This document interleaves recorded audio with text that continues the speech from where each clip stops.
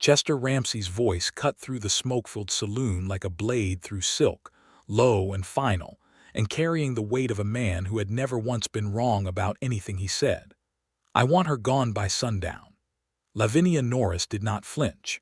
She did not look up from the ledger spread across the bar top. She did not even pause the slow, deliberate movement of her pen scratching numbers into the column she had been auditing for the past 20 minutes. The saloon had gone so quiet that every man in Caldwell, Kansas could hear the scratch of that pen, and not a single one of them breathed. Chester stood 6'2" in his boots, with sun-darkened skin and eyes the color of weathered slate, and he had made grown men weep with less provocation than he was currently displaying. He had broken up land disputes with nothing more than his presence. He had stared down a cattle baron from Wichita who had come to town with 12 hired guns and left with none of them fired. He was 34 years old. He had built the largest cattle operation in Comanche County from $11 and a borrowed horse, and he had never once in his adult life encountered a situation he could not bend to his will. Lavinia Norris was apparently the one exception. She turned a page in the ledger. The silence deepened. Thomas Hubbard, who owned the saloon and who had hired Lavinia 3 days ago to audit his books after suspecting his previous barkeeper of skimming, pressed himself against the shelf of whiskey bottles behind him and tried very hard to become invisible. Chester took a step forward. The floorboards creaked under his boot heel. "Miss," he said, and the word came out with a warning in it that most people would have heard from 3 counties away. Lavinia finally looked up. Her eyes were dark brown, almost black, clear and direct, and carrying no more alarm in them than if Chester Ramsey had been a cat that wandered through the door. She had a small ink smudge on her left index finger. Her dark hair was pinned back practically rather than prettily, and her dress was the deep blue-gray of a storm that has already decided what it intends to do. She was 26 years old, and she looked at Chester Ramsey the way a woman looks at a column of numbers that has not yet summed correctly. "Mr. Ramsey," she said, her voice was even, "I will be done when I am done. If you require the use of this bar top for something else, I suggest you wait." She went back to the ledger. Chester Ramsey, the hardest man in the whole of the Indian Territory and the Kansas Plains combined, stood in the middle of the dusty Star Saloon and felt something happen inside his chest that he could not immediately name or account for. It was not anger. He knew anger. He had lived with anger like a tenant who paid no rent. It was not admiration, exactly, though it was adjacent to that. It was something closer to the feeling of stepping onto ground you were certain was solid and discovering it was not, and finding, against all reason, that you liked the sensation. He stood there for a moment longer. Then he turned, walked back to the corner table where his foreman, a lean Tejano man named Hector de Lacras, had been watching the whole exchange with visible delight, and he sat down and said nothing. Hector poured him a whiskey without being asked. That was how it began. 6 weeks earlier, Caldwell had been a different kind of town. It was 1881.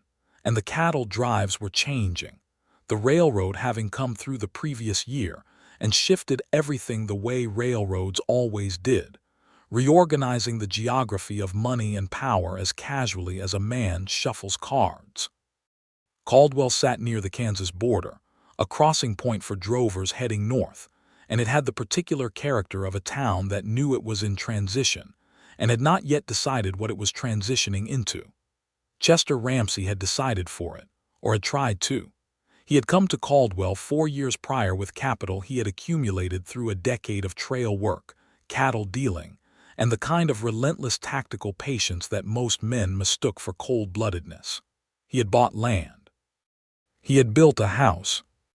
He had established supply contracts with 3 of the largest ranches in the county, and had positioned himself as the man whose approval you needed if you wanted to do real business in Caldwell.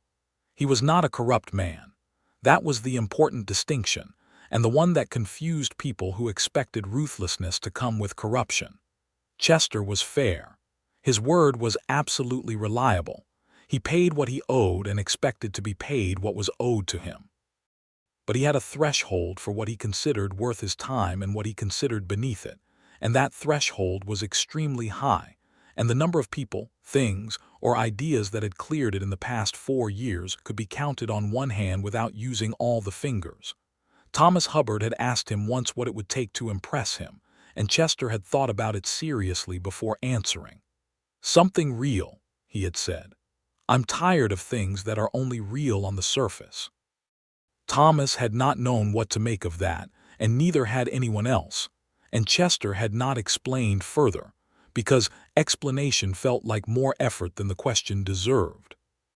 Then Lavinia Norris came to Caldwell on the 3rd Tuesday of September 1881 on the Atchison, Topeka, and Santa Fe line, arriving with a single large trunk, a worn leather satchel, and a letter of introduction from a law firm in St. Louis that she had worked for as a bookkeeper for the previous 3 years. She had not come to impress anyone. She had come because her mother's cousin, a widow named Lavinia Fitch who ran a boarding house on the north end of Caldwell's Main Street, had written to say that the town was growing, that there was work for a woman with figures, and that the room above the kitchen was available at reduced rate in exchange for help with the household accounts. That was the whole of Lavinia's plan. It was a practical plan made by a practical woman. She was not looking for a husband. She had been engaged once in St. Louis to a man named Albert Gruber who had turned out to have a dark past involving fraudulent land certificates and a secondary family in Memphis, Tennessee, and the whole experience had left her with the kind of careful wariness that people develop when they have trusted badly and paid for it. She trusted numbers because numbers did not have hidden motives. They were what they were or they were wrong, and if they were wrong, you could find the error and correct it. She had arrived in Caldwell, unpacked her trunk in Lavinia Fitch's upstairs room, looked out the window at the broad, unpaved street with its mixture of weathered storefronts and wooden sidewalks, and the distant brown and gold of the plains stretching to every horizon, and thought that it was as good a place as any to start over quietly. She had not expected to be hired within 48 hours of arrival. Thomas Hubbard had found her at Lavinia's breakfast table on Wednesday morning, hat in hand, explaining with considerable embarrassment that he had discovered his barkeeper had been removing approximately 12% of the weekly receipts for the past 8 months, that said barkeeper had been invited to leave Caldwell with some urgency the previous evening, and that he had heard from Lavinia that her cousin from St. Louis had experience with accounts. "I pay fairly," he said. "What are the current terms for the audit?" Lavinia asked. He told her. She thought about it for 3 seconds. "I'll need access to all the ledgers going back to January, all the till receipts you've retained, and a quiet corner to work in during the morning hours before the drinking traffic becomes heavy." "You can use the bar top," Thomas said. "It's the biggest flat surface." "That will do," Lavinia said, and went back to her toast. She started Thursday morning. By Friday afternoon, she had already isolated the discrepancy pattern and traced it back to February, which meant the actual theft was closer to 9 months' worth, and the real total was significantly higher than Thomas had estimated. She wrote her preliminary findings in a careful, dense hand and left them on the bar top for Thomas under a coffee cup. She came back Saturday morning to continue the detailed reconstruction. That was the morning Chester Ramsey walked in. He came in at 9:45, which was unusual for him, because the Dusty Star was not typically a morning establishment, and Chester was not typically a man who conducted business in saloons. But he had an arrangement with Thomas regarding a load of grain feed that was supposed to have arrived by wagon the previous week and had not, and he wanted an explanation, and he preferred explanations face to face. He saw the woman at the bar top before he saw anything else. She was writing. She had 3 ledgers open and a cup of coffee cooling at her elbow, and she was working with the absorbed concentration of someone who existed, in that moment, in a world made entirely of numbers and nothing else. She was not performing. She was not arranging herself to be seen. She had not even heard him come in, or if she had made a conscious decision that it was not relevant to what she was doing. Chester stopped. He looked at her for a moment that lasted just a fraction longer than he intended. Then Thomas emerged from the back room and began the explanation about the grain wagon, and Chester redirected his attention to the business at hand, and Lavinia never acknowledged his presence at all. He came back Monday on a pretext, so thin it was nearly transparent even to himself. He told Hector he needed to speak to Thomas about a secondary matter regarding the feed arrangement, but the secondary matter could have been handled by a note delivered by any ranch hand, and both of them knew it. Lavinia was there again. Same position. Different ledger, but the same quality of concentration, the same indifference to everything in the room that was not the work in front of her. Chester sat at a table and ordered coffee and watched her, not obviously, not like a man watching a woman, but with the particular quality of attention he reserved for things that had caught his interest against his will, which happened rarely enough that he noticed it when it did. He noticed several things. She corrected a column twice and went back to verify it a third time rather than accepting the second attempt, which told him she had a standard she applied to her own work that was independent of whether anyone was checking. She held her pen the way a person holds something they have used for so long it has become an extension of thought. When Thomas brought her a second cup of coffee, she said, "Thank you," without looking up, but in a tone that was entirely genuine, not perfunctory, just present tense gratitude from a person who was occupied elsewhere. She was real. That was the thing he kept returning to. She was entirely, uncomplicatedly real, without the layer of performance that even the most genuine people tended to carry in towns like Caldwell, where reputation was a kind of currency, and everyone was at least somewhat conscious of how they were spending it. He came back Wednesday. Hector, who had been Chester's foreman for 6 years, and who understood his employer better than Chester perhaps understood himself, made no comment but poured the coffee at the table without being asked, and settled into his seat with the patient expression of a man who knows he is going to be sitting there for a while. On Thursday, Chester actually spoke to her. It was not the pronouncement that opened this story. That came later, and the circumstances that produced it were more complicated. What happened on Thursday was simpler and, in retrospect, more consequential. Lavinia was checking a column of figures and found one that didn't match. She went back through the source receipts, found the original entry, corrected the ledger, and then sat back for a moment and looked at the ceiling with the quiet satisfaction of a problem resolved. Chester was at the table 6 feet away. "Found it?" he asked. She looked at him. It was the first time she had looked at him directly with both of them stationary and aware of each other, and he felt it differently than he had expected, which was to say he felt it considerably more. "Transposition error from March," she said. "Someone wrote 42 where they meant 24. It threw the monthly total by $18 and the quarterly by 54. How many months back does the problem go? This particular error just March. The pattern of deliberate theft began in February." She picked up her pen again. "Is there something I can do for you, Mr. Ramsey?" "Chester," he said without planning to. She looked at him again briefly. "Is there something I can do for you, Chester?" "No," he said. "I was just asking." She nodded and went back to the ledger, and Chester sat with his coffee and the word "just asking," which was probably the least characteristic thing he had said to another person in the better part of a decade.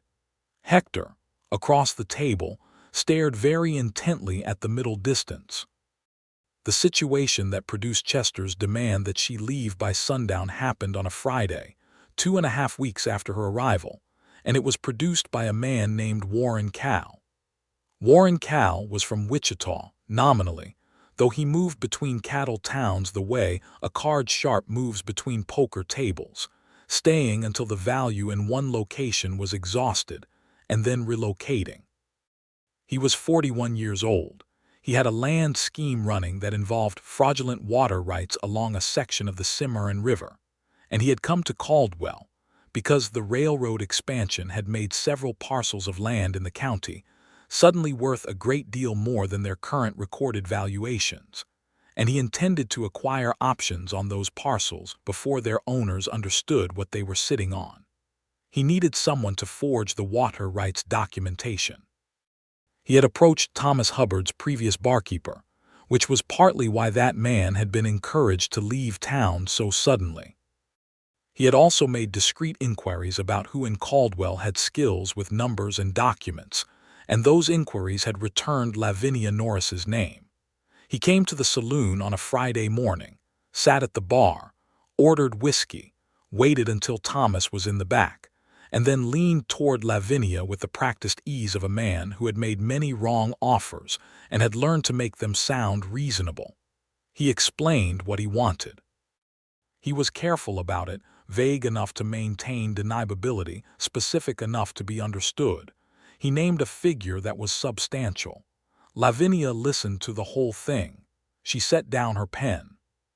She looked at Warren Cal with an expression that was neither frightened nor outraged, but simply clear-eyed in the way that clear-eyed people look at things that are exactly what they appear to be. "No," she said. "The money is—" "No," she said again. "Not for any amount. What you're describing is fraud against landowners who have done nothing to deserve it, and I won't participate in it." Warren Cal's face shifted in a way that was not pleasant. He was a man who used money as leverage and when money failed, used other things. "You're new here," he said. "You don't have a reputation yet. I could make things difficult." "I was about to say the same to you," Lavinia said, "but I was going to add that I intend to report this conversation to the county sheriff's office this afternoon." She picked up her pen and went back to the ledger. Warren Cal left, but he did not go to the sheriff first, and he did not go quietly. By noon that day, he had spoken to 3 men who were connected, loosely and dishonestly, to Chester Ramsey's grain supply chain, and he had told each of them, in the particular careful way of men who spread poison while maintaining distance from it, that the new woman in the saloon had been sent by a law firm in St. Louis to investigate land title irregularities in Comanche County, that she was reporting directly to a federal office in Topeka, and that any man with anything to hide should be deeply concerned about her presence. It was a clever trap, engineered specifically to weaponize Chester Ramsey's protective instincts regarding his business interests. Chester's land holdings were legitimate, but they were extensive, and the kind of scrutiny that a federal inquiry brought could disrupt operations for months, even when there was nothing to find. By 2 o'clock Friday afternoon, Chester had heard the story from 2 separate sources, and by 2:30 he was walking into the Dusty Star with the specific fury of a man who has been told that something he considered settled is in fact not settled. He issued his ultimatum. Lavinia ignored it. The rest of that opening scene played out. What changed everything? The thing that cracked the wall Chester had built so carefully around his estimation of other people happened in the 40 minutes after Lavinia finished the ledger at approximately 3:15 that same afternoon. She closed the last book, stacked the ledgers neatly, finished her coffee, put on her coat, and then she did something Chester did not expect. She walked across the saloon to his table and sat down across from him without asking permission. He stared at her. "Someone told you I was here under false pretenses," she said. "No preamble, no softening. I want to tell you directly that whoever said that was lying to you, and I suspect they were lying specifically to get you to run me out of town, because I declined to commit fraud for them this morning, and then told them I intended to report the conversation." Chester said nothing. She put a card on the table. It was a business card from the law firm in St. Louis, Aldrich, Penwick, and Crane. "You can write to them if you want verification. Thomas Hubbard hired me to audit his books. I am a bookkeeper. That is the complete truth of my presence here." Chester looked at the card. He looked at her. "Who approached you?" he asked. "A man named Warren Cal, Wichita, I believe." Chester's expression did not change in any way that most people could have detected, but something behind his eyes went very cold and very focused in the way that things go cold when a man who is methodical encounters information that requires a methodical response. He told me to mind what I would be walking away from, Lavinia continued. I want you to know I have already spoken to Sheriff Alderton. I did so an hour ago on my way back from my noontime meal. I wrote down the substance of the conversation with Mr. Cal while it was fresh in my memory and left a signed statement with the sheriff. Chester was quiet for a moment. You went to the sheriff before you came to me. Yes, Lavinia said. Because the sheriff is the appropriate authority for a criminal matter, and because I didn't know you. It was the most logical thing anyone had said to Chester in months, and it landed on him with the force of something he had been waiting to hear without knowing it. And now you're here, he said, because I suspect you have enough influence in this town that if you've decided I'm a threat, the sheriff's statement may not be sufficient protection. And because you were deceived into something unfair which I dislike on principle. She stood. Thank you for your time. She left the saloon. Chester sat with his whiskey for a long time after the door swung closed behind her. Hector, who had heard the whole exchange, poured himself a second drink and said, very quietly, Don't, Chester said. I didn't say anything. You were about to. Hector drank his whiskey with an expression of complete innocence. Chester began the process of dealing with Warren Cal that evening, and he did it thoroughly and without noise, which was his preferred method. He spoke to the sheriff, he spoke to the county recorder, and he sent a telegram to a contact in Wichita whose business it was to know which men moving through Kansas had outstanding legal difficulties. The response came back the following morning, with a list of Warren Cal's activities that gave the sheriff more than enough to work with. Cal was arrested on Monday afternoon and transported to Wichita within the week to face charges that were considerably more serious than the scheme he had attempted in Caldwell. None of this was done for Lavinia, Chester told himself. It was done because a man like Cal was a genuine problem for the county's economic stability, and dealing with genuine problems efficiently was simply what Chester did. He believed this for approximately 4 days. On Tuesday of the following week, he found himself at Lavinia Fitch's boarding house on the north end of Main Street, holding his hat in his hands and asking, with the particular careful phrasing of a man who is trying to make a spontaneous decision sound like a considered one, whether Miss Norris might be available to look over the account books for the Ramsey cattle operation. Lavinia Fitch, who was 61 years old and had watched a great many things happen over a long life, looked at Chester Ramsey with an expression that said she knew exactly what was happening and found it charming. I'll ask her, Lavinia said. Lavinia came to the doorway of the sitting room, drying her hands on a cloth, and looked at Chester with the same direct, calibrated attention she applied to everything else. He explained the request. She thought about it. What is the scope of the work? Regular bookkeeping or a one-time audit? Regular, he said. Monthly reconciliation. Weekly receipts when the drive season is active. What is your current filing system for receipts? He hesitated. It's organized. Something flickered across her face that might have been amusement. I see. What are your terms? He named a figure. She considered it and named a counter figure that was slightly higher with a rationale attached.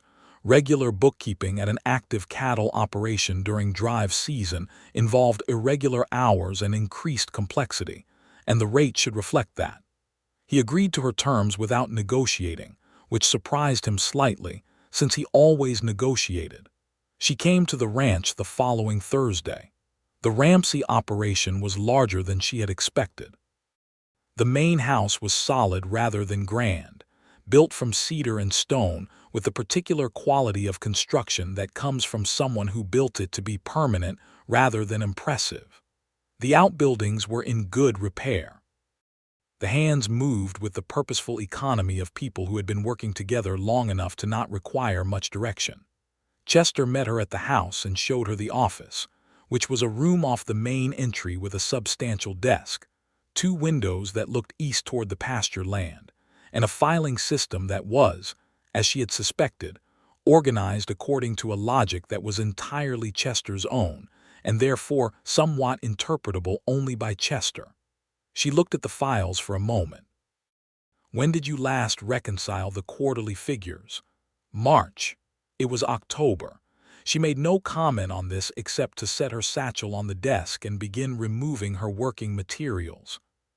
Chester hovered in the doorway for a moment, which was unusual for him, since hovering was not a quality he generally associated with himself. "Is there anything else you need?" he asked. "Quiet," she said pleasantly. He went to oversee the morning's work with the cattle. He came back at noon, and she was still at the desk, but the filing system had been reorganized in a way that already looked more logical, and there was a preliminary summary page sitting at the corner of the desk with figures written in her careful hand. He read it without sitting down. She let him read without explaining, which was exactly the right approach, because Chester read figures the way he read terrain, wanting to form his own impression before anyone told him what to think of it. "The spring drive revenue is lower than it should be relative to the head count," he said. "Yes. I haven't traced the source yet. It could be a recording error or it could be a discrepancy in the actual settlement figures. Do you still have the settlement documents from the Abilene buyer?" He did. He found them in a separate drawer and brought them to her. She compared them to the ledger entries with focused precision, and Chester found himself sitting in the chair across the desk from her, which was not something he had planned to do, and which he noticed only after he had done it. 20 minutes later, she identified the problem. A digit transposed in the settlement total had reduced the recorded revenue by $300. The actual money had come in correctly and was in the bank. It simply had not been recorded correctly in the ledger. $300, Chester said. "It happens. Someone was probably tired when they entered it." She made the correction, noted it, and moved on to the next column. Chester remained in the chair. This became, over the following weeks, a pattern neither of them named. Lavinia came to the ranch on Thursdays and sometimes Tuesdays when the week's activity required it, and she worked in the office for the better part of the day. And sometime around mid-morning Chester would find a reason to be in the house and would end up in the chair across the desk, and they would talk about the numbers. And then they would talk about things adjacent to the numbers. And then, gradually, about other things entirely. He learned that she had grown up in Springfield, Missouri, the second of 4 children, daughter of a schoolteacher father, and a mother who had died of typhoid fever when Lavinia was 12. That her father had insisted on educating all 4 of his children without distinction by gender, which was where she had developed her facility with mathematics. That she had gone to St. Louis at 22 with an offer of work at the law firm, and that the 3 years there had been good ones mostly, except for the matter of Albert Gruber and his fraudulent land certificates and his secondary family in Memphis. She told him about Albert Gruber without drama or self-pity, as a fact that had happened and been processed and filed away. And Chester listened with the particular quality of attention he had that made people feel heard without having to perform being heard. "He presented one way and was another way underneath," she said. "I have a strong dislike for that sort of hidden motive. I would rather know exactly what a thing is, even if what it is turns out to be difficult." "I've been told I'm difficult," Chester said. She looked at him. "I know. Thomas Hubbard told me before I agreed to work for you that you were the hardest man in the territory to impress and that you would probably have opinions about how I did the work." Chester was quiet for a moment. "What did you say to that?" "I said I wasn't planning to impress you," Lavinia said. "I was planning to do the work correctly, and if that happened to meet your standard, well and good, and if not I would find out where I had fallen short and correct it." Chester looked at her for a long moment. The afternoon light was coming through the east windows and catching the edge of her hair where a few strands had escaped their pins over the course of the day's work, and the ink smudge was back on her left index finger, and she was looking at him with that utterly direct gaze that never seemed to be waiting for anything except the truth. Something in Chester's chest that had been held very tightly for a very long time loosened by a fraction. the way a locked door loosens when the right key is applied to it slowly, without force. He had been so long in the territory, so long among people who wanted things from him, or feared him, or circled him with the careful wariness of those who understood his influence but did not understand him, that he had forgotten what it felt like to be simply seen. Lavinia Norris was not trying to impress him.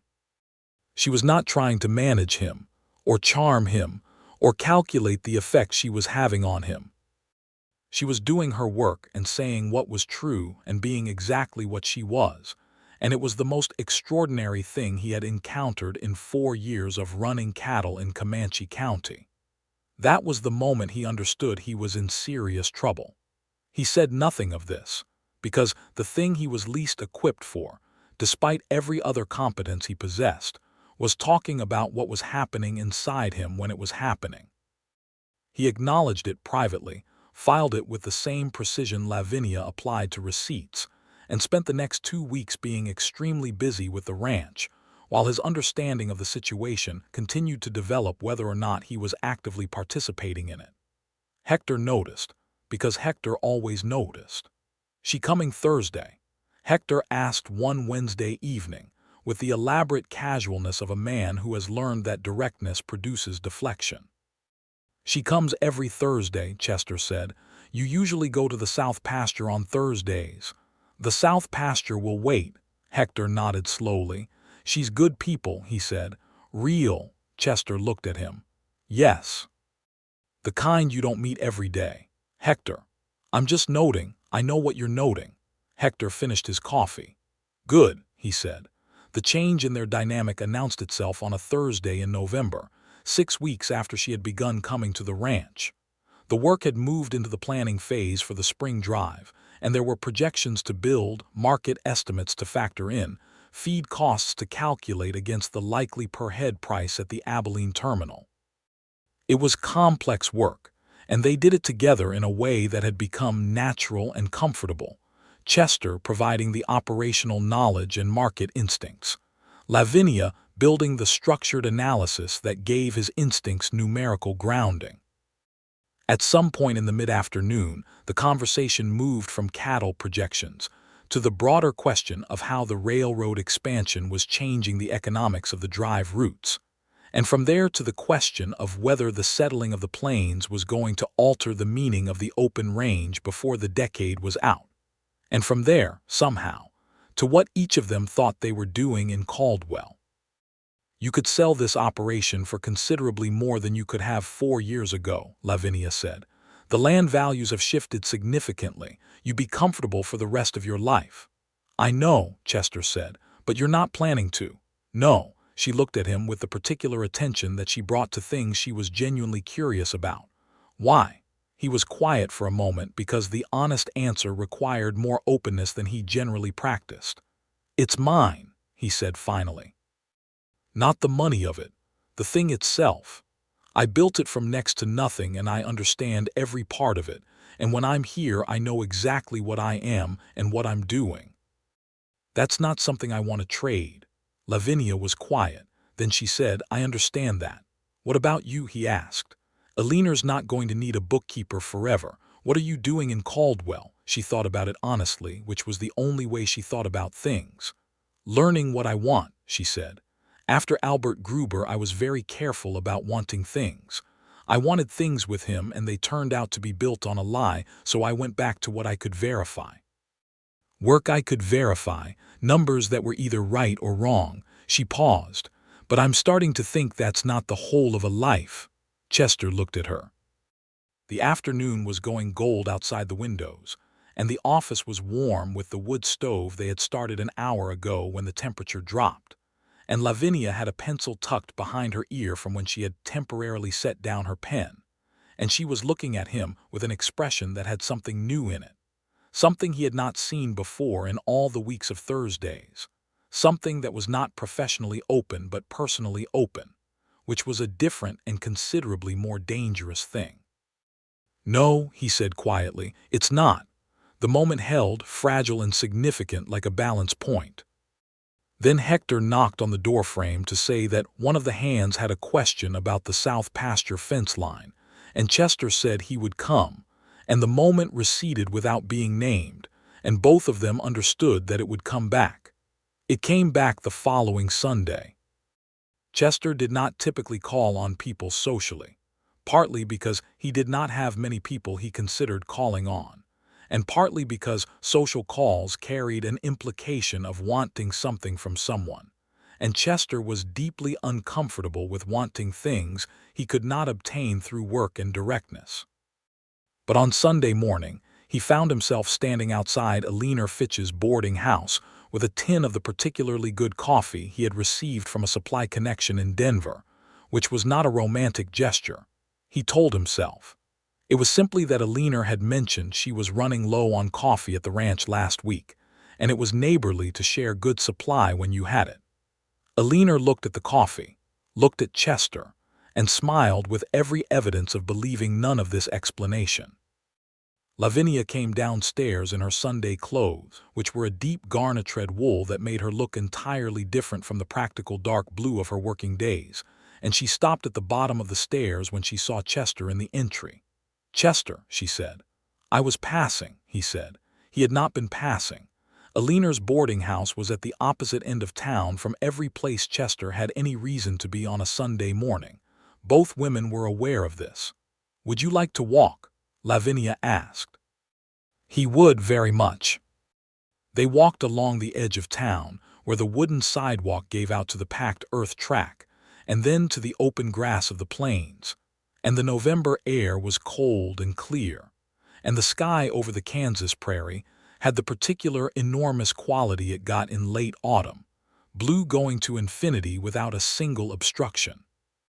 There were cattle moving in the distance, someone else's herd heading south ahead of the weather, and the sound of Caldwell, the hammering from a building being erected, the distant bark of a dog, the clang from the smithy on the west end, fell behind them as they walked. They talked for the better part of 2 hours. About Springfield and Chester's childhood in eastern Texas, which had been harder and less settled than Lavinia's, and which he described with a flatness that told her he had made peace with it without romanticizing it. About what the plains looked like in spring when the grass came back.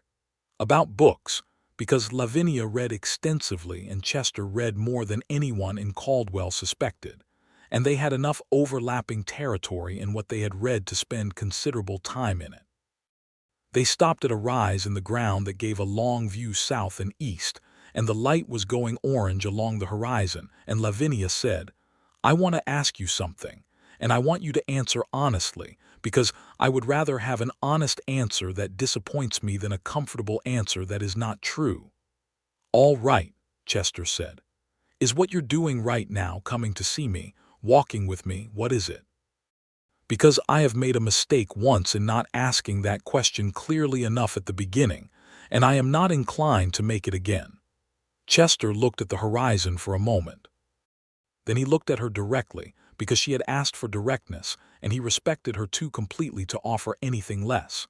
"I am falling in love with you," he said. "I have been falling in love with you since the first week, and I have been making up reasons to be around you because I did not know how to say that plainly, and I am saying it now because you asked me to." Lavinia was quiet for a moment that felt very long. "I have also been," she said carefully, "experiencing something in that direction. I want to say that clearly in return, and I also want to say that my history makes me careful, and careful means slow. I have been patient my entire adult life," Chester said. "I can be patient here." "That is reassuring," Lavinia said, and then she did something he did not expect. She smiled fully and openly, without any reservation in it, and it changed her face in a way that reached into his chest and rearranged things permanently. He did not kiss her that day. He walked her back to Eleanor's as the last light went out of the sky, and at the door he said he hoped she would be at the ranch Thursday, and she said she would, and he walked back through town with his hands in his coat pockets, and a feeling in him that was so unfamiliar in its warmth and specific gravity that he had to stop twice on the walk back and simply breathe it. Hector saw his face when he got home and poured 2 glasses of whiskey without comment. "Good walk," Hector said. Yes, Chester said. Hector raised his glass. Chester raised his. The weeks that followed had the particular quality of something growing under the surface, invisible but actual, the way ice forms on a river, gradual, pervasive, and then suddenly solid in a way that will bear weight. Chester stopped making pretexts. He simply came to see her, calling at Alina's on Sunday afternoons and sometimes Saturday evenings, and he invited her to the ranch on days other than Thursdays when there was no work to justify the visit, for Sunday supper with Hector and the senior ranch hands, for a ride out to the south pasture where the grass came back earliest in spring, and where, on a day in late November that was warm enough to fool you for an hour, they sat on a low hillside and watched a red-tailed hawk work the updrafts above the plain and said almost nothing for a long time, and it was not uncomfortable. Lavinia, for her part, moved through the shift in their relationship with the same clarity she brought to everything else. She did not perform feelings she did not have, and did not conceal feelings she did. She told him, on a Tuesday in December, that she had come to enjoy the Thursday rides to the ranch more than any other day of the week. She told him, on a Saturday evening at Alina's kitchen table over coffee after Alina had retired, that she thought he was one of the most honest people she had ever met, which landed on him so precisely in the center of what he valued most in himself that he had no immediate response to it. "You say that like it surprises you," he said when he recovered. "It doesn't," she said. "I recognized it early. I just waited until I was certain before I said it." "Why tell me now?" "Because I'm certain now," she said simply. He reached across the table and covered her hand with his. It was the first time he had touched her, except for the formal assistance of helping her from a horse or over uneven ground, and it was an enormously deliberate gesture from a man who did not make undeliberate ones. She turned her hand over under his and held it. They sat like that for a while with the kitchen stove ticking and the wind coming off the plains and rattling the window glass faintly in its frame, and it was the most at home Chester had felt in longer than he could reliably trace. December deepened. The cattle operation went into its winter mode, quieter and more internal, the accounts reflecting the reduced activity of the cold months. The spring drive planning continued, and Lavinia's projections for the following season were so well constructed that Chester's contact in Abilene, who had been buying Ramsey cattle for 3 years, wrote to say that the detailed supply schedule she had helped prepare made their end of the arrangement considerably easier to manage. Chester showed her the letter.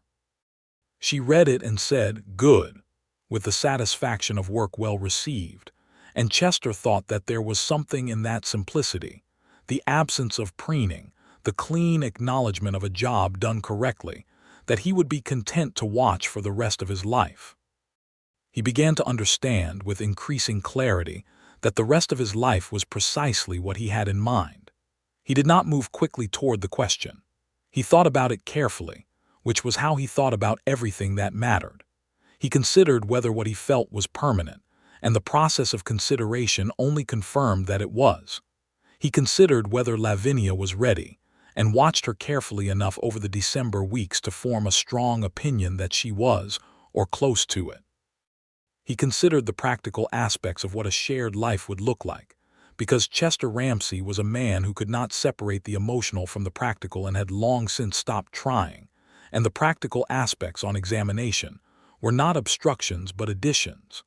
He also, in early January of 1882, did something he had not done in quite some time. He went to see Thomas Hubbard, not about business, and said, "She came to Caldwell because of Alina Fitch. Does she have anything here that she came for? Work, I mean. Is the audit finished?"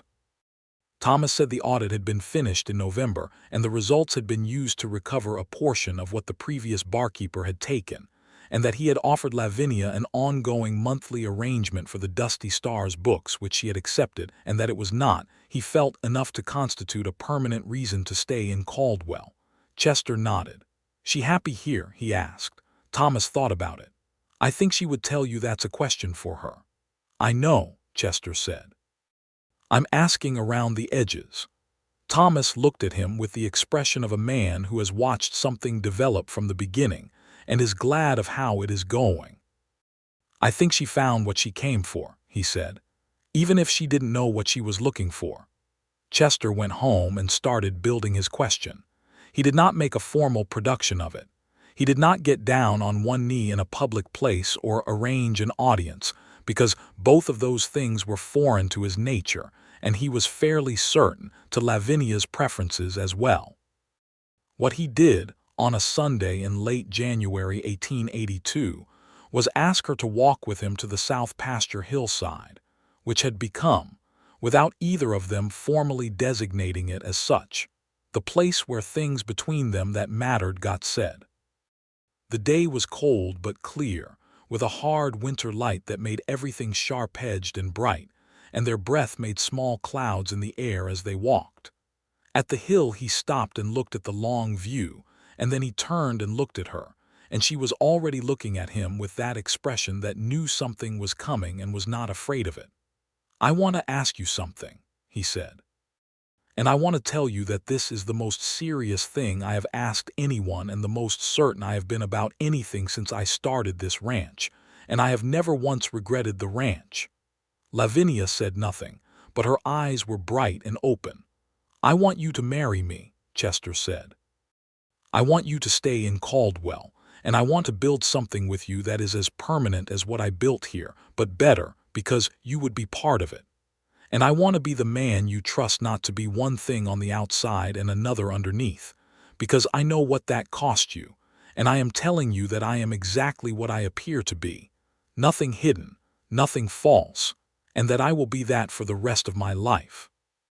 The winter wind came across the plain and moved the dry grass and lifted a strand of her hair, and Lavinia Norris looked at Chester Ramsey with her clear dark eyes in the hard January light, and she said, "Yes." He kissed her then for the first time, and it was not tentative or exploratory because neither of them were tentative people. It was certain and warm, and it tasted like something that had been true for a long time and was only now being acknowledged.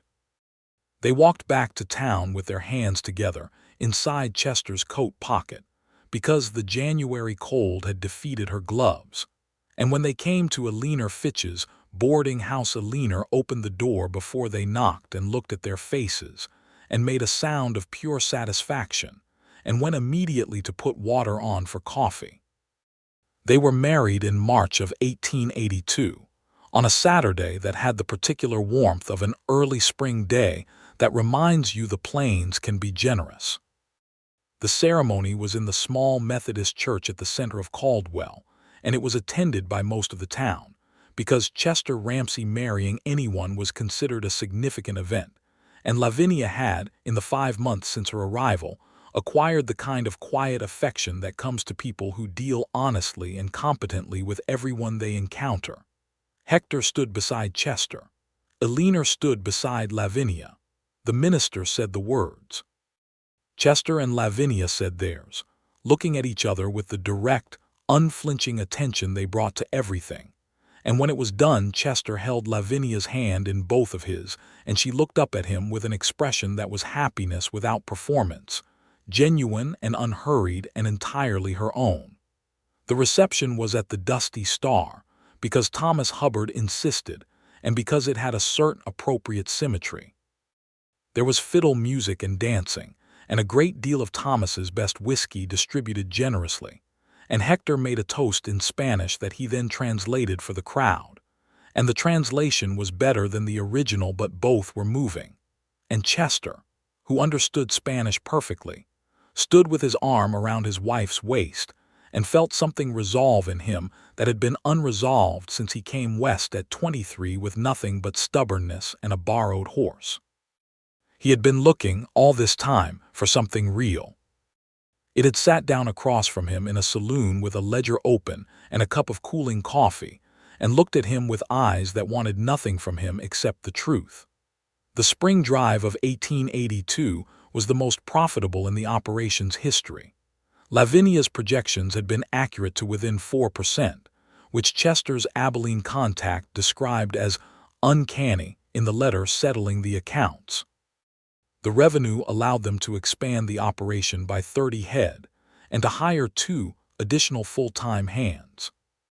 Lavinia set up a proper office in the ranch house, with a filing system that was entirely legible by people other than Chester, and that would remain legible in his absence, which Chester privately considered one of the greatest practical improvements to his life in years.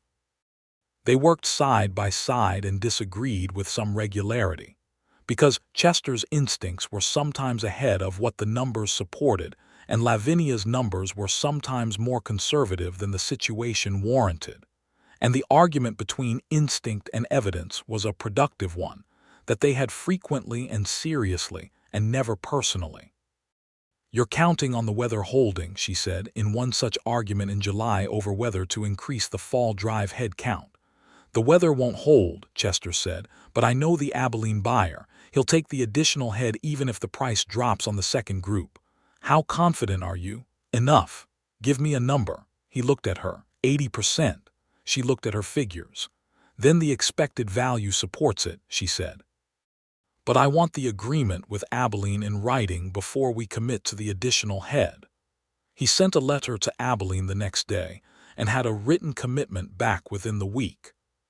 The fall drive went as Chester had predicted, including the weather not holding, and the price on the secondary group was lower, and the Abilene buyer took them as committed, and the total return was within the range Lavinia had projected for the 80% scenario. "You were right about the agreement in writing," Chester said when they were reconciling the final accounts. "You were right about the buyer," Lavinia said.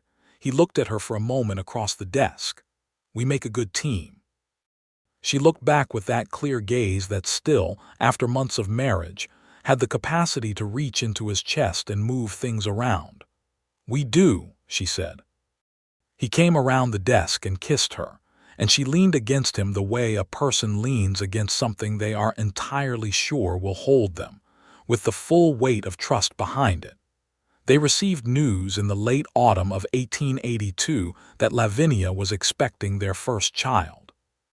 Chester received this information with the characteristic response of a man who encounters something significant that he has thought about in the abstract and has now suddenly been made concrete.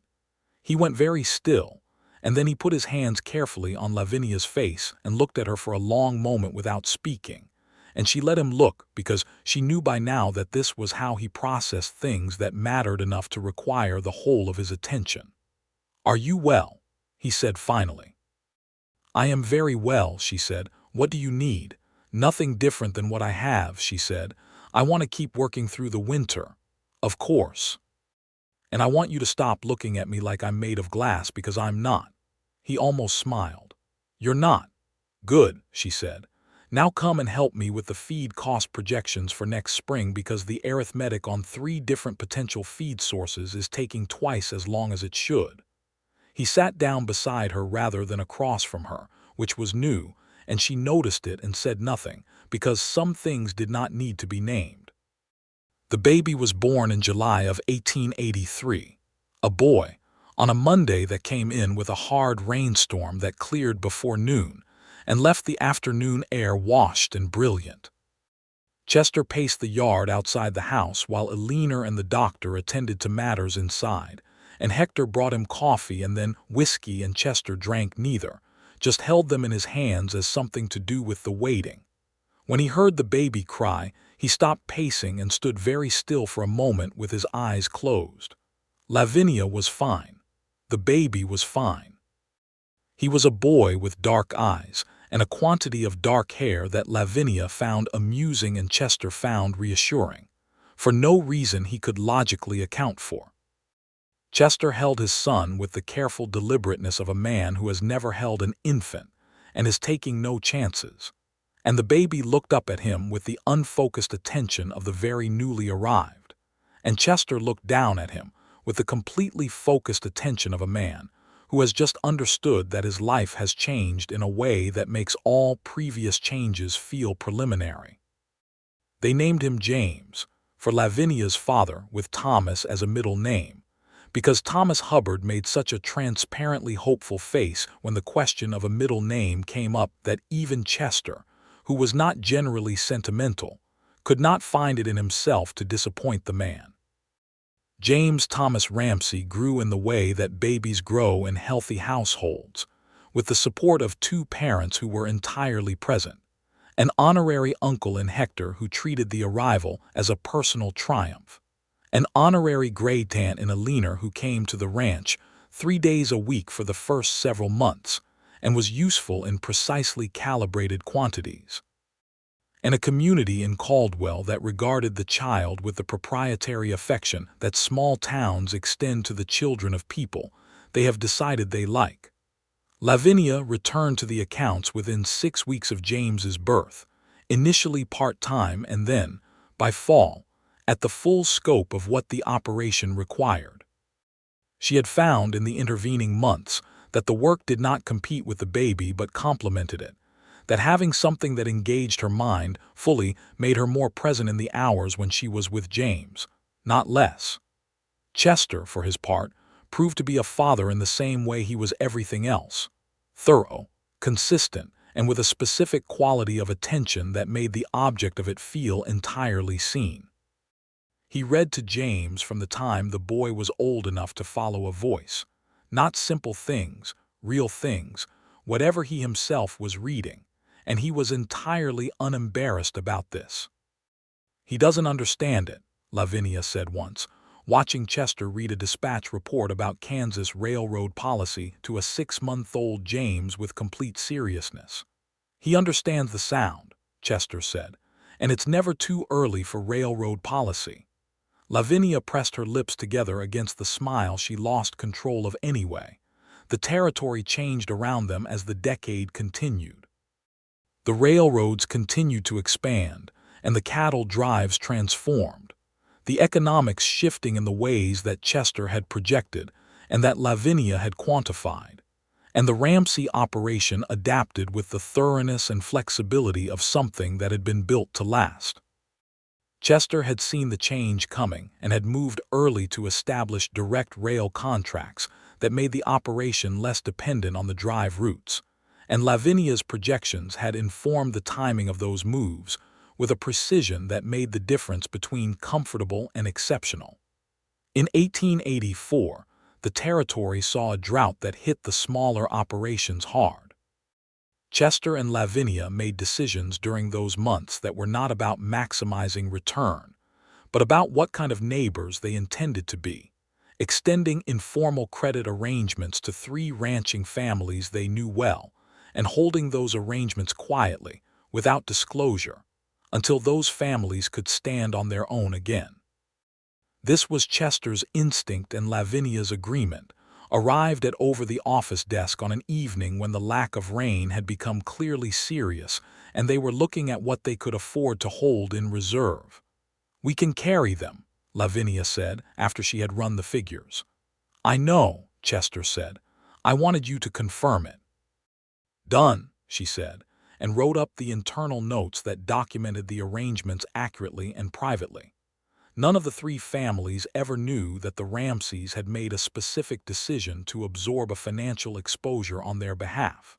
Chester and Lavinia had agreed on that without discussing it explicitly, which was one of the particular pleasures of long partnership, the things that did not need to be said. The summer of 1885 brought Lavinia's second pregnancy, and with it, a complication that had not attended the first. There was a period in the 4th month when the doctor, a careful and conscientious man named Warren Miles who had come to Caldwell the previous year from a practice in Topeka, expressed concern about her blood pressure and insisted on a reduction in her activity level that Lavinia found deeply frustrating, and that Chester enforced with the quiet implacability of a man who has prioritized something absolutely. "The spring reconciliation needs to be done," Lavinia said. "Hector is doing it," Chester said. "Hector is not a bookkeeper. He's better at arithmetic than he looks, and I'm checking his work every evening." Chester was calm in the particular way he got when he had made a decision from which he would not be moved. Dr. Miles said 4 weeks of reduced activity. This is week 3. Lavinia looked at the ceiling with the expression of a woman who knows she is going to lose this argument and objects to it on principle while simultaneously understanding why she is going to lose it. "The filing system Hector is using," she said. "I know the filing system. He doesn't file the secondary receipts correctly. I'll tell him again. Show him, don't tell him, show him." "Lavinia, what? The accounts will be there when Dr. Miles clears you. They will be somewhat wrong and we will correct them and nothing permanent will have happened to them." She was quiet for a moment. Then she said, "I know you're right. That's not a thing you say often. Don't get used to it." He came to sit beside her on the bed, which was where the reduced activity had relocated her for large portions of the day, and he put his arm around her, and she leaned against him in the way she had developed over 3 years of marriage, the full weight trust of it, and he held her with the steady, careful quality of a man who has understood that the thing in his arms is the center of his life. The second baby came in February of 1886 and was another boy, smaller than James had been but loud from the very first moment, which the doctor called encouraging in the tone of a man who has learned to frame everything as encouragingly as possible. They named him Samuel. James, who was 2.5 and had been prepared for the arrival with more care than 2.5-year-olds generally require, regarded his brother for approximately 90 seconds and then tried to give him a wooden horse, which Samuel declined in the vigorous way of newborns, and the long negotiation of brotherhood began. Chester watched his 2 sons in Lavinia's arms on the afternoon of Samuel's arrival, James sitting beside her very carefully, because he had been told to be very careful, and Samuel making the particular noises of a baby who has not yet developed a view on whether his situation is acceptable, and Lavinia looking down at them with an expression that was so completely full there was no room in it for anything else, and Chester stood in the doorway of their bedroom and understood. With the absolute clarity that had always been his particular gift, that this was the thing he had built, not the ranch, not the cattle operation or the supply contracts or the reputation. This. He went and sat on the edge of the bed, and Lavinia looked up at him, and he looked at her, and neither of them said anything because there was nothing that needed saying. Eleanor Fitch had moved to the ranch the previous year, when it became clear that the boarding house was more than she wanted to manage alone, and that the Ramseys had more than enough room. She brought her furniture and her opinions and a perspective on child-rearing that sometimes aligned with Lavinia's and sometimes required negotiation, which Eleanor conducted with the cheerful stubbornness of a woman who has lived long enough to know what she thinks. She was formidably useful with James while Lavinia recovered from Samuel's arrival, taking the 2-year-old on long supervised explorations of the outbuildings that Hector oversaw from a distance, and that James found entirely thrilling, and that resulted in approximately daily reports of interesting things James had discovered, delivered to his parents at supper with great enthusiasm and some exaggeration. Hector adored both boys with the completely unself-conscious warmth of a man who had grown up in a large family and knew exactly how to be with children. He taught James, when the boy was 4, to identify the different grasses of the plains, and taught Samuel, when Samuel was old enough to follow instructions, to feed the chickens, and both of these were legitimate useful skills, and both were also simply Hector loving them in the way he knew how. Caldwell grew through the 1880s in the irregular, driven way of frontier towns that have found their economic footing. The railroad brought more people and more commerce and more complexity, and the social fabric of the town thickened into something that had institutions. A proper school, 2 churches, a bank that was solvent and run by a man named Everett Cross, who had a long professional history with Chester, and a healthy mutual respect for Lavinia's accounting work. Lavinia took on additional clients in those years, adding to the Ramsey operation accounts a selection of Caldwell businesses, whose owners had recognized that good bookkeeping was not a luxury. Thomas Hubbard's Dusty Star remained on the list, both as a continuing professional relationship, and by this point, as something else entirely, because Thomas had become family in the particular way that happens to people who are present at the beginning of things and never leave. Chester had an argument in 1887 with a cattle buyer from Denver named Silas Porter that became, in the telling around Caldwell for years afterward, a kind of representative story about who Chester Ramsey was.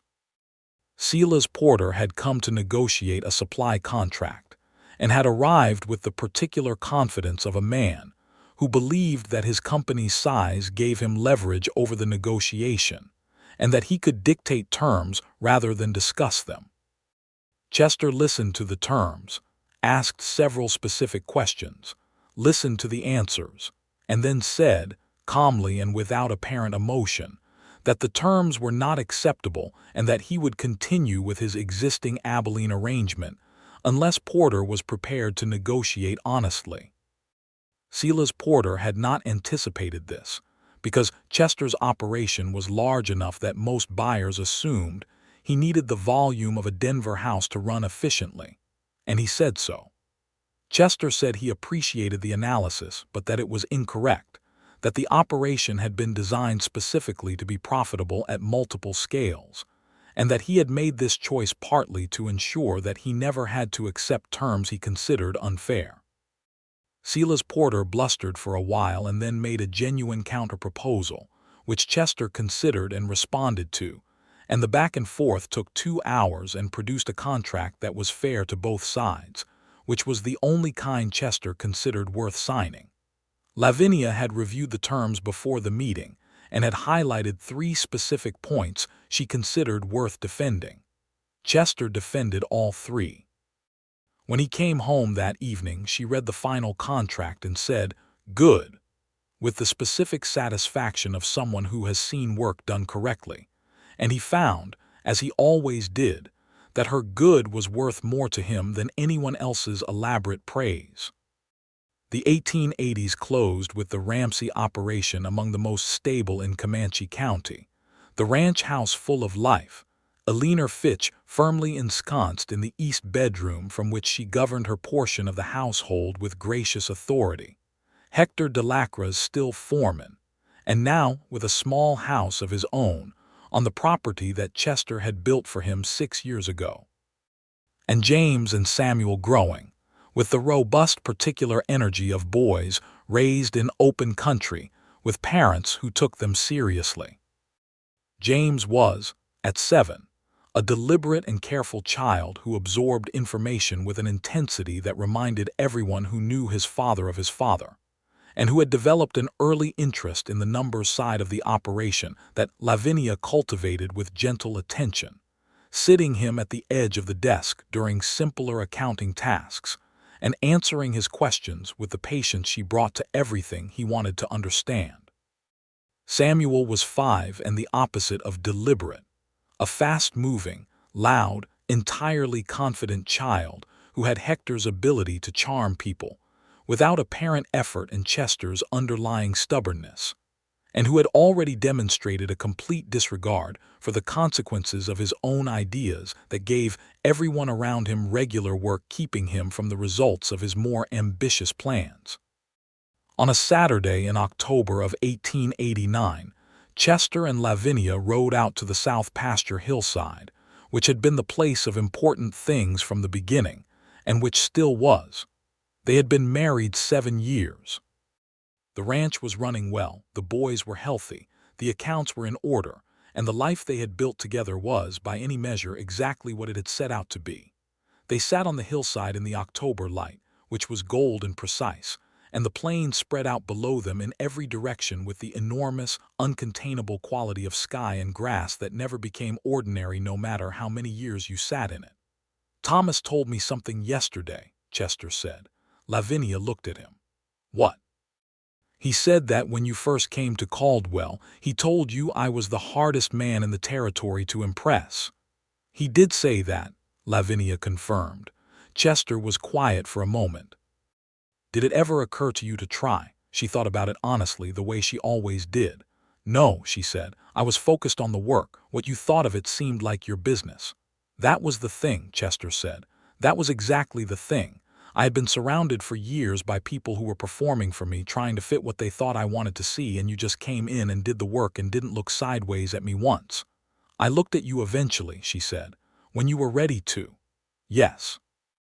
He was looking at her the way he still looked at her after 7 years, with the total focused attention of a man who has found the thing he was looking for and has never once stopped being aware of it. You didn't try to impress me, he said, and it did something to me that nothing else had managed in 30-odd years of living. Lavinia looked back at him with the clear, dark eyes that had been looking at him honestly from that very first Thursday morning, and she said, I know. You've never recovered. He laughed, which was a sound that had become more frequent over 7 years and which still surprised people who had known him before Lavinia, the way it transformed his face from formidable to simply human. No, he said, I haven't. He took her hand, and they sat with the October light on their faces and the grass moving in the steady plains wind, and the sound of the ranch carried to them faintly from below, the cattle and the voices of the hands, and somewhere, nearer, the sound of Samuel doing something that was probably inadvisable and James objecting to it on the grounds that it was inadvisable. Life, in all its specific particular dailiness, going on around them. We should go back, Lavinia said, with no urgency in it. We should, Chester agreed without moving. They stayed another quarter hour, and then they rode back down the hill together toward the house and the boys and the accounts and the ongoing work of living, and the plains spread out behind them in every direction, enormous and indifferent and beautiful, under the wide Kansas sky. In the years that followed, the story of Chester Ramsey and Lavinia Norris became one of those stories that a community accumulates and returns to. Not because it was dramatic in the way that wild territory stories often were, not because it involved gunfire or betrayal or desperate fortune, but because it was true in the particular way that real things are true and real things last. Thomas Hubbard told the version about the first morning most often, the way she had sat at the bar top with her ledger and her cooling coffee, and not looked up when Chester said he wanted her gone, and the way Chester had gone back to his corner table and sat down and not said another word. Thomas told it with the pleasure of a man who witnessed the beginning of something good without knowing at the time what it was the beginning of, and the ending he always gave it was the same. The hardest man in the territory to impress, Thomas would say, and she wasn't trying to impress him at all, just doing the work, and that right there was what did it. Hector, when asked, would smile and say that he had known from the first moment Chester came back to the saloon on Monday with a reason that wasn't a reason. I poured his coffee without being asked, Hector said. That told him I understood what was happening, and he told me not to say anything about it, so I didn't. I just kept pouring the coffee. Eleanor Fitch, who outlived most of the people she had expected to outlive and a few she had not, said that the thing she remembered best was the card Lavinia had put on Chester's table that first Friday, the business card from the St. Louis law firm, and how she had thought, when Lavinia described doing it, that it was exactly the right move and also entirely characteristic, because Lavinia never did things for effect. She did them because they were correct. And correctness had a way of landing differently than performance. James Ramsey, who became a rancher and sometime county official and part-time writer of dispatches for the Caldwell newspaper in his adult years, wrote once about growing up with parents whose relationship with each other was the first and most lasting lesson he received in what honesty between two people could look like. He did not write it sentimentally. He wrote it with precision, which was his mother's influence, and with the warmth of someone who knew exactly how lucky the thing he was describing was, which was his own. Samuel Ramsey, who went east to study law and came back to practice it in Caldwell because he liked the open sky too much to trade it permanently, said that the thing he understood from watching his parents was that trust was not an act of faith alone, but an act of evidence, that you built it from correct behaviors repeated over time, and that the remarkable thing about his mother and father was that neither of them had ever, in his knowledge, behaved in a way that required the other to discount anything they had previously observed. "They were consistent," Samuel said. "My whole life, they were exactly themselves. That's rarer than people think." By the time the century turned, the Ramsey Ranch had grown from its original purchase to something substantial enough that Hector ran it day to day, while Chester stepped back from the operational intensity of the cattle work. Not from age, exactly, but from the particular luxury of having built something well enough that it did not require your constant personal intervention. Chester spent more of his time in the office and more of it, to Lavinia's considerable amusement, reading the books he had always read but now had more hours to read properly. He and Lavinia took, in 1901, a trip east by train that they had been discussing since 1886 and had deferred 17 times for legitimate operational reasons, going to Chicago and then to Springfield, Missouri, where Lavinia's brothers still lived and where Chester met them for the first time and was subjected to the particular scrutiny that brothers apply to the husbands of sisters they have not seen in 20 years.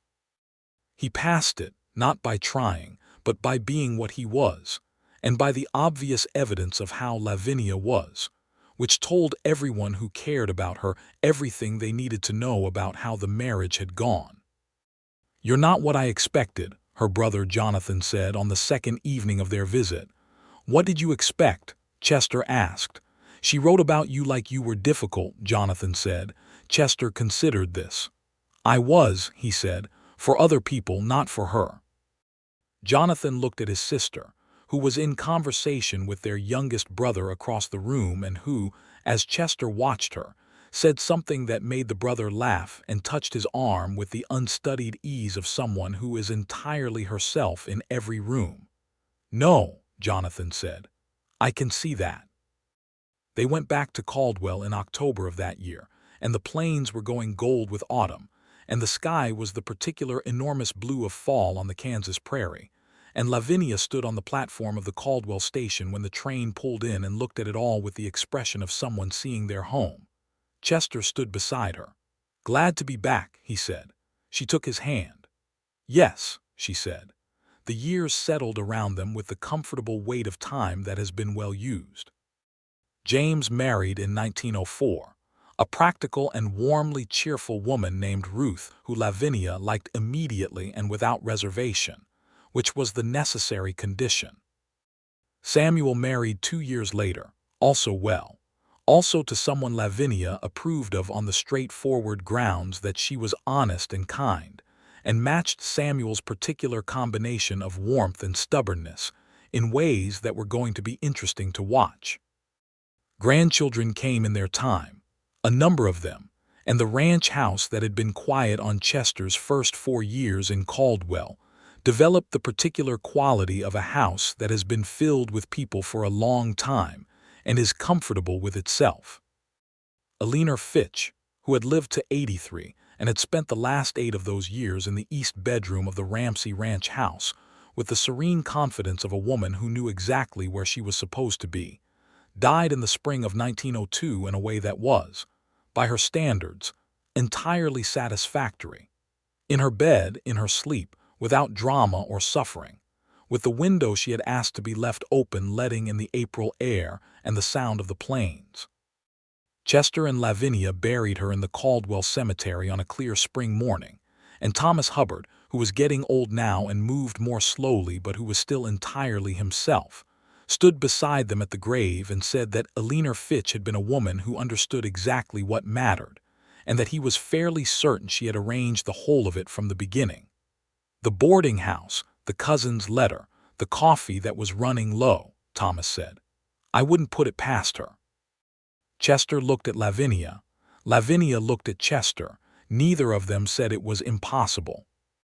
Hector de Lacroze, who was ageless in the way that people are who have always done exactly what they were meant to do, was still at the ranch at the decade's turn, still foreman in name, though James had taken over most of the actual management and Hector had shifted into the role of senior consultant and honorary grandfather to everyone within a radius of half a mile, which he appeared to find entirely acceptable. On a morning in 1905, Chester came to the office where Lavinia was at the desk, which she still was most mornings, because the accounts had expanded with the operation and there was always work. And he stood in the doorway the way he had once stood in the saloon doorway watching her work, 24 years earlier, and she looked up because she heard him the way she always heard him now, with the particular awareness that comes from long familiarity, and she said, "What?" He said, "I was thinking about the first time I saw you." She set down her pen. "Thomas's bar top," she said. "You were working," he said. "You didn't look up. I was in the middle of a column." "I know," he said. "I waited." She looked at him with the clear dark eyes that were the same as they had always been, that had looked at him directly from the very beginning without wanting anything from him except the truth, and said, 24 years of waiting. Are you satisfied with how it's turned out?" He crossed the room and stood in front of her desk, and she rose from her chair, and he put his hands on her face the way he had done on the day they learned about James, carefully, with his full attention. "More than satisfied," he said. She covered his hands with hers, and they stood there in the morning light of the ranch house office that had been the center of so much work and so much life. And outside the window the plains went on in every direction, enormous and enduring, and the grass moved in the wind, and somewhere below them James was working, and somewhere to the west Samuel's voice carried across the yard, and Hector was doing something with the horses. And there were grandchildren somewhere being exactly as inadvisable as grandchildren are, and the life they had built together was present in every corner of the morning. Chester kissed her forehead, and she leaned against him with the full weight trust of 24 years, and the window was open and the plains air came in clean and bright, and it was enough. It was exactly and completely enough. The hardest man in the territory to impress, and the woman who had never once tried to impress him. What she gave him instead was something no performance could have provided and no amount of effort could have manufactured. She gave him the truth of herself, practical and clear and entirely real, the ink smudge on her finger and the cooling coffee and the ledger open in front of her, not arranged for effect, not shaped for an audience, just genuinely, uncomplicatedly present, doing the work correctly because that was what she did. And that had done it. That had done it from the very first Thursday morning, and it never stopped doing it, and he never, not for one day in all the years, stopped being grateful for it. Outside, the Kansas sky was vast and blue and permanent above the plains, and the grass moved the way it had always moved, and Caldwell went on around them with the sound and life of a town that had grown from a crossing point into something that knew what it was, and the Ramsey ranch sat at the edge of it all, solid and real, built to last, which was exactly what it had done.